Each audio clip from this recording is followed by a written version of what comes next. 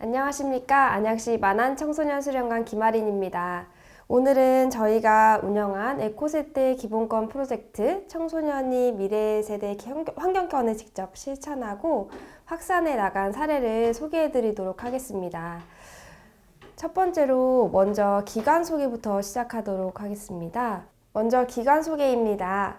만안청소년수련관은 안양시 만안구에 위치한 청소년 성장 플랫폼으로 지역사회와 청소년을 연결하는 허브 역할을 수행하고 있습니다. 미디어, 환경, 글로벌, 문화예술 등 다양한 프로그램을 운영하며 청소년 운영위원회, 학생동아리, 재능기획단 등 참여 조직을 통해 청소년들의 자발적 참여와 성장을 적극 지원하고 있습니다. 이 프로그램이 왜 시작되었는지 배경을 말씀드리겠습니다. 기후위기가 본격화되면서 생명권, 건강권, 환경권과 같은 미래세대의 기본권이 직접적으로 위협받고 있다는 사실은 모두 인지하고 계실 겁니다. 이와 관련하여 우리 청소년들이 포함된 기후소송이 진행이 됐고, 지난 2024년 헌법재판소에서도 온실가스 감축 목표를 재설정하라는 판결이 나올 정도로 환경권은 이제 더 이상 착한 행동을 넘어 우리 세대의 권리로 제정이 되고 있습니다. 하지만 학교 환경교육은 여전히 이론 중심이 많고 청소년들이 환경권을 실제 자신의 문제로 인식하기 어려운 실정입니다. 그래서 저희는 실천형 환경권 프로그램이 필요하다고 판단했습니다. 두 번째 배경은 사회적 협력의 필요성입니다. 환경 문제는 청소년만의 실천으로는 해결되기 어렵습니다. 정치, 기업, 지자체 모두가 연결되어야만 가능한 문제인데 청소년과 정책 결정자 사이의 소통 채널은 매우 제한적입니다. 그래서 이 프로그램은 청소년, 정책, 시민이 연결되는 구조를 만드는 데 중점을 두었습니다.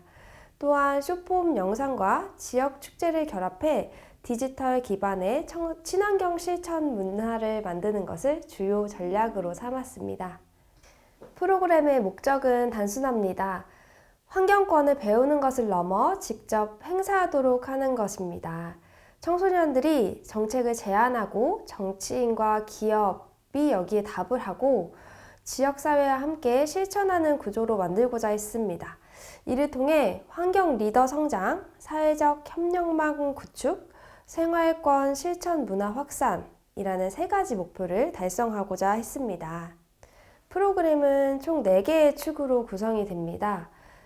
환경권을 우리의 권리로 인식하는 기본권 교육과 실제 정치인과 기업에 제안을 하는 정책 제안, 그리고 메시지를 디지털로 확산하는 숏폼 챌린지, 지역사회와 전체가 참여하는 실천의 장, 페스티벌 이런 구조로 연결이 돼서 교육, 실천, 정책, 확산의 선순환을 만들도록 설계했습니다.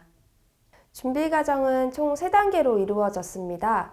첫 번째, 학교와 MOU를 체결해 기반을 만들고 둘째, 환경단체와 전문가와 함께 커리큘럼을 개발했으며 셋째, 시연회를 통해 활동과 흐름과 안전 요소를 검증했습니다.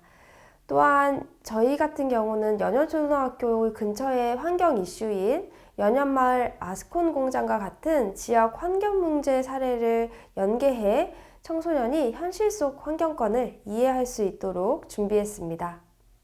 운영 과정은 1에서 9회기까지 4단계로 구성을 해보았습니다.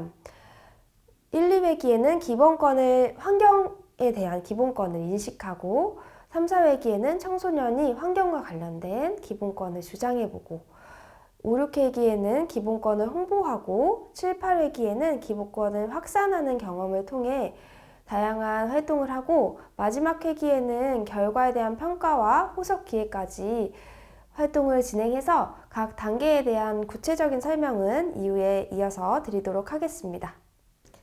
1회기에서는 환경권을 도덕적인 행동이 아니라 미래세대의 권리의 관점에서 이해하도록 했습니다.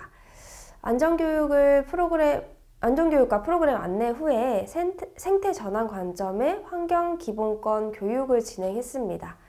이후 조별로 환경 이슈를 분석하며 환경권 침해란 무엇인가를 스스로 탐구하도록 도왔습니다. 이 회기에서는 국내외 청소년 환경 참여 사례를 학습했습니다. 툰베리의 해외 사례 혹은 우리 지자체와 청소년들이 연계한 다양한 환경 참여 사례를 학습해서 청소년도 사회를 변화시킬 수 있다는 가능성을 느끼도록 하고, 이를 기반으로 정책 제안서 이지레터를 작성했습니다. 편지를 정치인, 기업 또는 유명인들에게 실제로 보내기도 하고, 저희가 함께 환경에 대해 이야기하는 워크숍을 진행할 건데 함께 해주세요 제안하는 초대장도 함께 발송했습니다. 3회기에는 시의원, 저희 안양시에 있는 환경에 대한 정책을 제안하시는 보사환경위원회 시의원분들이 직접 학교로 방문을 해주셨습니다. 각 반의 청소년들이 한 분 한 분 시의원들과 함께 1대1로 연결되며 연현마을 아스콘 공장과 같은 실제 지역의 환경 문제를 함께 논의하는 시간을 가졌습니다. 또한 청소년들이 직접 제작한 탄소 중립 서약문을 정치인, 그리고 그리고 선생님들, 그리고 학교에 있는 친구들과 작성을 하며 정책과 실천이 연결되는 구조를 체험했습니다. 이 과정에서 청소년들은 정책은 누가 만드는가? 라는 질문에 답을 직접 경험했습니다. 4회기에는 쇼폼 영상을 제작했습니다. 이 단계는 매우 중요한데요. 정책 제안에서 그냥 끝나는 것이 아니라 우리 목소리를 시민에게 전달하는 과정이기 때문입니다. 팀별로 문제를 정의하고 메시지를 구성해 학교와 지역을 배경으로 촬영했습니다. 편집 교육을 통해 영상 완성도를 높였고 SNS 확산 전략도 함께 세워보았습니다. 5회기에서는 쇼폼 챌린지 시상식을 진행했습니다. 총 36편의 영상이 제작이 되었고 우수작은 시민 대상으로 또 저희가 확산을 하는 활동을 이후에 했는데요. 우수작은 저희가 시상식을 통해 어떤 상을 주기도 하고 그 우수작을 한 번 더 따라하는 챌린지를 운영하기도 했습니다. 청소년들의 환경 메시지가 디지털 콘텐츠로 변환되어서 지역사회에 확산되는 첫 단계라고 이해해 주시면 될 것 같습니다. 6회기에서는 지역 주민을 직접 만나는 홍보 부스를 운영했는데요. 청소년이 만든 쇼폼 영상이 상영이 되고 참여 시민들이 환경 메시지에 자연스럽게 노출될 수 있는 경험을 제공해 드렸습니다. 이날 영상 참여하신 인원만 15,902명 정도가 됐는데요. 굉장히 큰 대규모 축제와 연계해서 청소년이 환경 메시지를 전달자로 전환이 되는 그런 중요한 시점을 경험할 수 있었습니다. 또한 시민들도 탄소 중립 서약에 많이 참여해 주셔서 청소년들이 다 같이 보람을 느끼는 활동이었던 것 같습니다. 청소년들이 7회기에는 직접 이지 페스티벌을 기획했는데요. 이지 페스티벌은 에코제너레이션, 저희 프로그램의 약자로 환경과 관련된 기후세대 환경 기본권 페스티벌이라고 이해해 주시면 될 것 같습니다. 이 시간에는 부스 배치도, 동선, 체험거리, 인포존, 홍보 전략 등 다양한 행사의 모든 요소를 청소년들이 주도적으로 설계했다고 이해하시면 될 것 같습니다.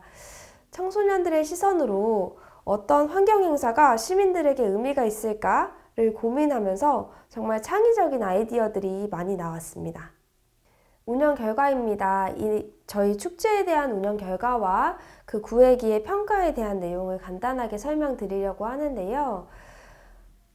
저희가 제안한 제안서들은 115건을 발송해서 90건 정도의 회신을 받았고, 그리고 그 축제에는 지역 주민 902명 정도가 참여하고 탄소 중립 서약도 400명 이상이 참여를 해주셨습니다. 그리고 이날 다양한 체험거리도 청소년들이 직접 운영을 하면서 굉장한 동기부여가 됐던 것 같습니다. 특히 이 과정에서 저희가 9회기 평가를 하면서 기억이 남는 회기를 이야기했을 때 기업과 시의원들이 나의 의견에 답신해준 그 경험이 굉장히 기억에 남는다. 내가 어떤 환경에 대한 실천을 할 뿐만 아니라 변화를 이끌어내는 사람이 됐다는 것에 대한 기쁨이 좀 컸던 것 같습니다. 에코세대 기본권 프로젝트는 청소년들이 단순히 환경 교육을 넘어 실제 정책 제안자로 성장하는 과정을 만들었습니다. 정책 제안 편지 이지레터를 발송하고 답신을 획득했으며 80%가 넘는 회신율로 청소년의 목소리에 대한 사회적 관심을 확인할 수 있었습니다. 특히 다양한 우리 지자체와 기업이 함께 참여한 워크숍은 청소년들에게 정책 결정 과정에 경험을 하는 소중한 기회가 되었습니다. 이 프로그램을 통해 청소년은 제안하는 시민으로서 환경권을 직접 주장하는 주체적인 경험을 하고 정책 제안과 회신을 통한 변화 가능성을 체감할 수 있었습니다. 뿐만 아니라 청소년, 학교, 센터, 시의회, 기업, 시민이 연결되는 지속 가능한 환경 거버넌스 기반이 만들어졌습니다.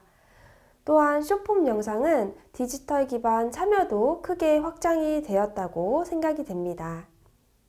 그리고 축제에는 많은 주민이 참여해 환경에 대한 문제를 그저 체험하는 것이 아니라 내가 결심을 하고 또 일상 속 실천을 약속하기까지 하는 활동으로 함께하는 환경 실천 생활문화로 자리 잡는 성과도 확인할 수 있었던 것 같습니다.